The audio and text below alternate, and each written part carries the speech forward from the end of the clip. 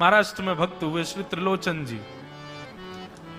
परम संत सेवी, श्री पंडरीनाथ भगवान के चरणों में ही रहते थे।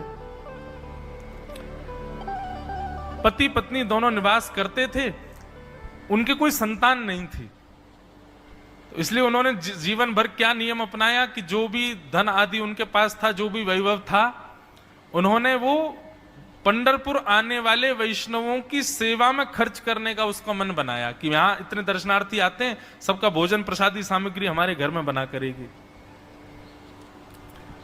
तो श्री त्रिलोचन जी पंढरपुर आने वाले दर्शनार्थियों को घर बुलाकर के प्रेम से भोजन पवाते थे,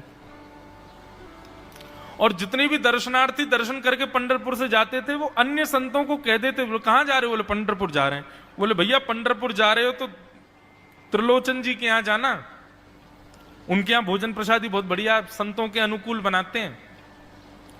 बड़ी ख्याति हो गई महाराज जी, अब तो जितनी भीड़ पंढरपुर विठल मंदिर में, उतनी भीड़ त्रिलोचन जी के घर के बाहर संतों की, दर्शनार्थियों की, सब प्रसाद पाने के लिए जाते। त्रिलोचन जी और उनकी पत्नी बड़े प्रसन्न कि इतने संतों की सेवा हम कर पा रहे हैं, ये हमारा सौभाग्य है। धीरे धीरे दोनों वृद्ध अवस्था को प्राप्त हो गए। दोनों वृद्ध हो गए तो अब इतनी सामग्री बना नहीं पाते, कोई सेवक नहीं था, स्वयं बनाते थे पति पत्नी मिलकर के।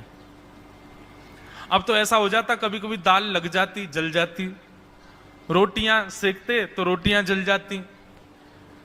वृद्ध अवस्था, थक भी गए थे बहुत ज्यादा, तो प्रसाद पवाते तो थे, संत जन बेचारे प्रेम से स्वीकार तो करते, पर अब स्वाद नहीं होता था, तो बेचारे जैसा था उसको पाते, थोड़ा बहुत पा करके चले जाते।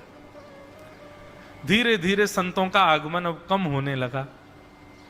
त्रिलोचन जी इस बात से बड़े परेशान हो गए, बोले भैया संत हमारे घर से आना बंद हो गए, हम क्या करें? त्रिलोचन जी ने बाहर लिख दिया कि भाई संत सेवा के लिए सेवक की आवश्यकता है, यदि कोई सेवा भावी सेवा करना चाहता है तो भीतर आके संपर्क करे। अब यह बोर्ड पढ़ लिया हमारे श्री पंडरीनाथ भगवान ने, और श्री विठल भगवान एक छोटे से बालक का रूप धारण करके त्रिलोचन जी के यहां पहुंच गए। त्रिलोचन जी के यहां पहुंचे, त्रिलोचन जी बैठे थे। बोले साहब जी, आपने बाहर लिख रखा है संत सेवा के लिए यदि कोई इच्छुक हो तो भीतर आके संपर्क करे, मुझे सेवा करनी है। त्रिलोचन जी और उनकी पत्नी देखें, बोले कितना छोटा सा बालक है, कितना प्यारा है, ये तुम्हारे माता पिता नहीं है? बोले होंगे तो पता नहीं, मुझे तो पता नहीं, मैंने कभी देखा नहीं अपने माता पिता को, मैं अकेला ही हूं, ना मेरे कोई भाई है, ना कोई मेरे मित्र है, ना मेरे कोई बंधु है, ना मेरे माता पिता, मैं अकेला ही हूं। त्रिलोचन जी की पत्नी को तो इतनी दया सी आ गई, अरे राम राम, बेचारा अकेला बालक है। अच्छा चलो ठीक है, तुम यहां सेवा कर लेना, लेकिन कुछ नियम है उनको सुन लो। सबसे पहले तो अपना नाम बताओ, तुम्हारा नाम क्या है? विठल भगवान ही थे, वो तो छोटे से बालक के रूप में गए थे। बोले मेरा नाम है अंतर्यामी। त्रिलोचन जी बोले नाम सुनकर के तो ऐसा लगता है जैसे सच में अंतर्यामी है क्या?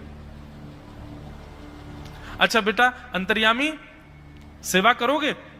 बोले ये सेवा करना तो मेरा जन्म जन्मांतर का काम है, मैं यही तो करता हूं। संतों की सेवा करना, वैष्णवों की सेवा करना, भक्तों की रक्षा करना, ये मेरा जन्म सिद्ध अधिकार है, मैं इसी के लिए ही आता हूं। त्रिलोचन